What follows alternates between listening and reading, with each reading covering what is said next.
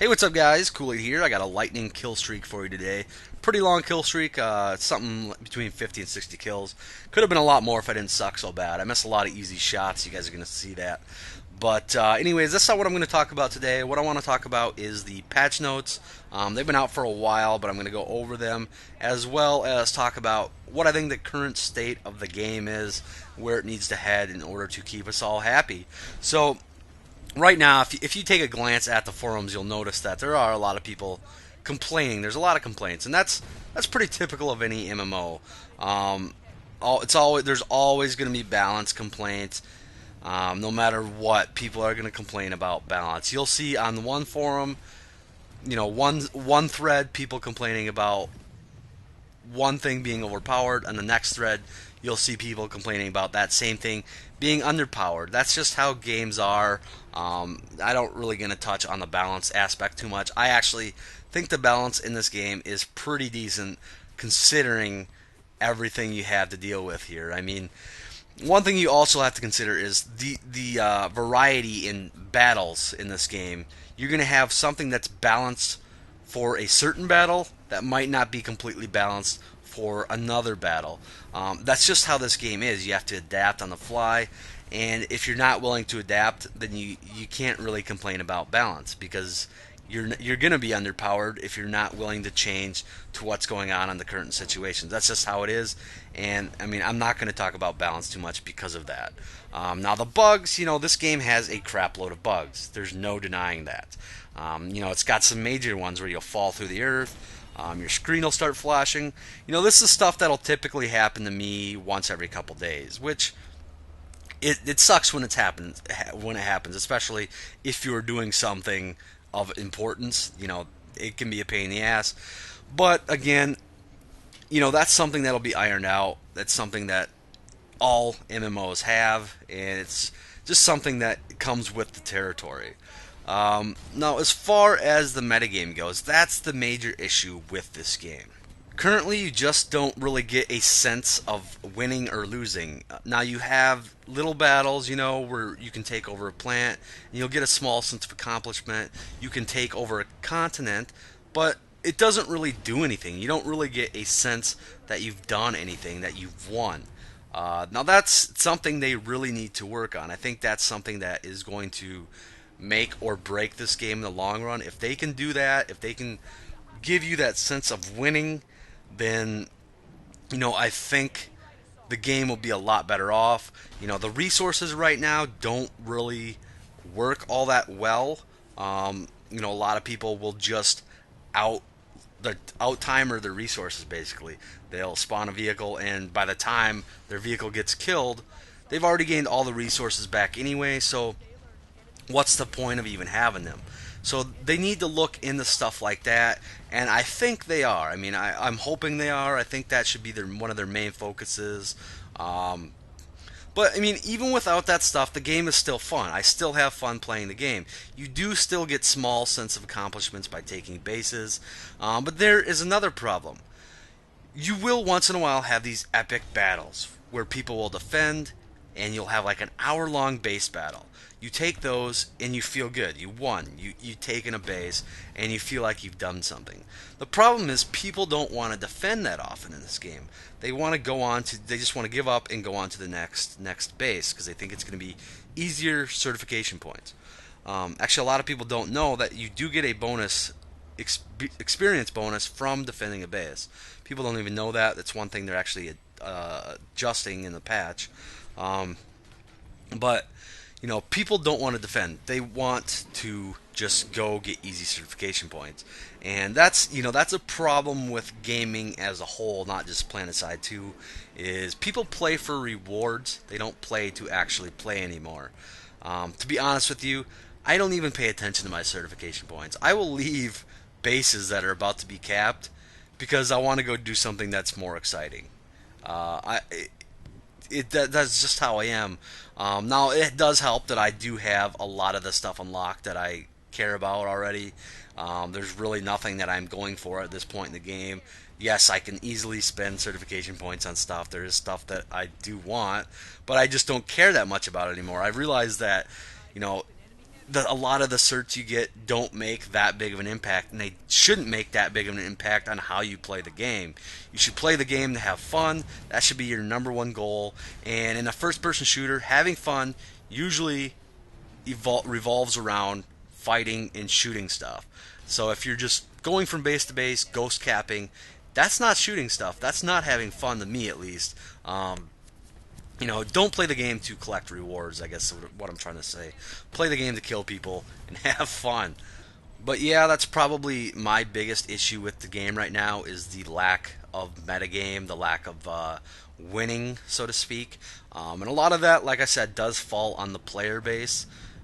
We need to actually, kind of step up and defend stuff as well. I know right now it currently doesn't feel like there's exactly any point in doing it, but that's the kind of changes they need to make and help us out with that. So, anyways, I'm going to talk about the patch notes now. I'm just going to briefly skim over a lot of these, not going to go into too much on this. I'm just going to go right down the line of the link that I will leave you. So, first off, we have general performance increases, particularly for low-end GPUs. That's always a good thing. I really don't have a whole lot of confidence that they're going to make really much of a difference with this. I don't know how they will, other than lowering stuff. One thing they could do is make the in-game settings better. Right now, you can currently go into the in-game files and adjust some stuff to greatly increase performance, but you can't do that actually from being in the game. And a lot of people, really just don't know how to go to the in-game files unless they look it up.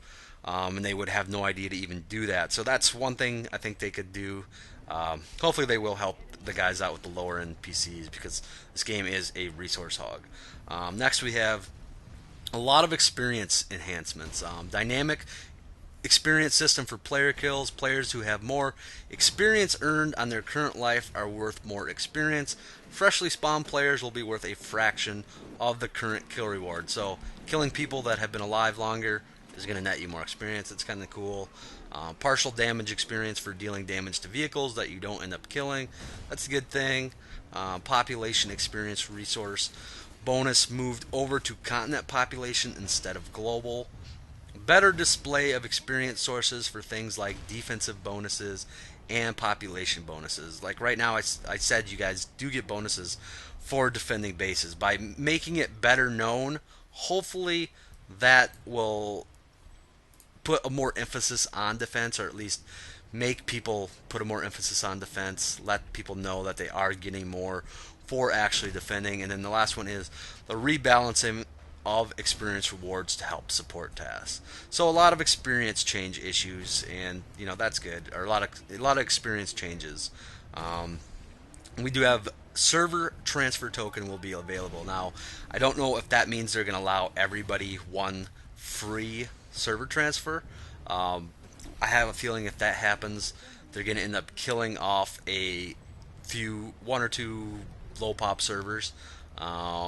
It's just kind of inevitable at that point. If they allow those people on the current low pop servers to transfer, they're going to transfer off onto a high pop server, and it's just going to kill one, at least one. I don't know how many, but it will kill a couple servers probably. I don't know if that's good, bad. They could probably consolidate a couple servers right now, and it'd probably be a good thing. So who knows? I'm sure they will adjust it as needed. UI changes to emphasize score per minute as a primary metric of player comparison. So score per minute, another stat that I think is, if you guys don't know, I'm not a big person when it comes to stats. I'm not a stat person. I don't care about them. I don't pay attention to KD very much. I don't pay attention to anything really. Now, score per minute is probably a better overall stat than KD when it comes to playing the objective. That is what I care about. However, I still don't think it really matters. I don't think it's going to change anybody's play style. They're trying to get more emphasis put on playing objectives, not kill death ratio, but I really don't think it's going to matter. UI change or sortable columns on outfit management and addition of last online columns. So that's going to help people running outfits, and it's going to help when people have been online, so you can kick them if they haven't been online in 2 months. New weapon type for all empires, submachine guns. Now, as far as I know, we don't know what classes are going to get those. It might be all of them. I'm not sure. Um, I am pretty positive that we are getting them on the Infiltrator, and we should all be excited about that for obvious reasons. Short period of invulnerability will be added to freshly spawned or revived players. Breaks upon game actions such as entering a vehicle or using a weapon. I completely disagree with this. I absolutely hate this in Battlefield 3. I think it's crap. I don't know how many times in Battlefield 3 I've come up on somebody, unloaded almost a full magazine into them just to have them be completely invulnerable and then they shoot me. I mean, you can time it right, but it's just stupid. I mean, if you're spawning somewhere, say you're spawning on a Sunder, you should know that there's going to be a consequence there. If you get revived, before you hit accept to revive, you should know there's going to be a consequence. If the guy who revives you is reviving you into a crapload of enemies, yell at him. It's just something I've never agreed with, and I don't like it. Um, I don't know. Hopefully, it's not as bad as I think it's going to be, but it's probably going to suck. Dynamic player configurable colors for minimap, and overhead indicators for enemies, friendlies, and squads with platoon. New hotspot system that displays where active fights are occurring on the map. That is going to be pretty cool. Hopefully, that'll help everybody find the fights easier. New spawn buildings with more exits, protected balconies, and easy roof access to make them less campable. You know, that's also a good thing. Right now, a lot of certain situations you'll spawn into a place that is being taken, and you'll want to go out and do something about it, but you'll have a bunch of vehicles just camping the one or two exits that are around that building, and it makes it way too easy for people to camp them. So that's a good thing. Here's one that I'm really excited about. Tunnel systems for AMP and tech facilities to give access from spawn rooms to interior of bases and base walls without having to go above ground. So you can go from the middle of a tech plant or the middle of a AMP station all the way out to the wall without having to expose yourself to the big, open above ground area out there. So that'll help out defense as well, and I think that's a cool change for sure. Next, we have making maxes render more reliably at longer distances for players and vehicles. If you don't know, if you're flying, a burster max is one of the most annoying things, because not just because they're good at taking you down, but because you can't see them. It's a bug. It's something that needs to be fixed. So this is a good fix. AA improvements notably flak changes for turrets and Skyguard, giving them better ability to aim, although not drastically impacting their DPS. I think they actually implemented this already. They've been doing a series of patches, and I think they did this about a week ago. I have not actually tested it out. I've heard it didn't make a great impact, but again, when it comes to patching stuff like that, you don't want to overdo it as well.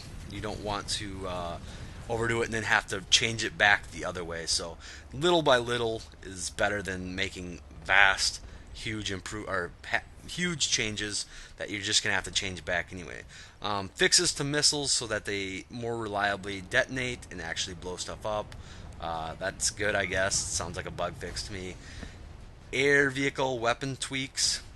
Don't really know what that entails exactly, but okay. Increases to reload speed for certain high explosive ground vehicle weapons. That's actually a good change.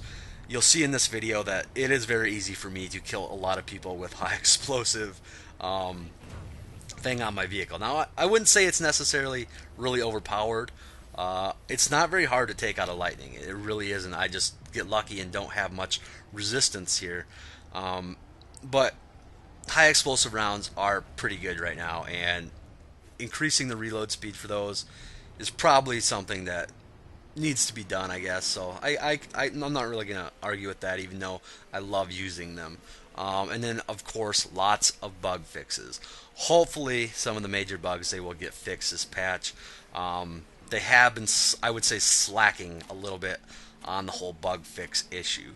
But anyways, guys, I just wanted to give you guys my opinion on where I think the game currently sits, what I think needs to be done, and like I said, the metagame should be The number one thing, and to me is going to be the number one thing that really makes this game great or good. I mean, right now we have a good game.